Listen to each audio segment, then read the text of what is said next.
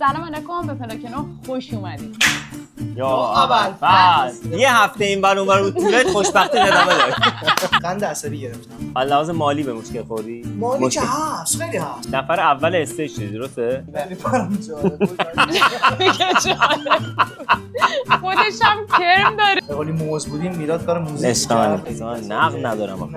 نقد نداری؟ دیت اول کجا ببرمش خوبه. حالا شما بخونید. بهترینش که تو ذهنت مونده. میشه خنده دار بگم؟ بریم سراغ زندگی شخصیش. با شینا اونجا آشنا شدم. درآمدت از چیه؟ من امیر حسین چی شد تصمیم بگیری لاغر شی؟ حتی چون خانم من دوست نمیخوام زیاد صحبت کنم. آقا افتخاری من با این قیمت 3 تا فتانه میاد. من جوونی کردم هر کسی نکرد. جوری که تو زندگی کردی شاه زندگی نکرد. چشاش چندین سال ضعیفه. یه ترک رفاقتانه از من و امیر حسین تا 2 ماه دیگه.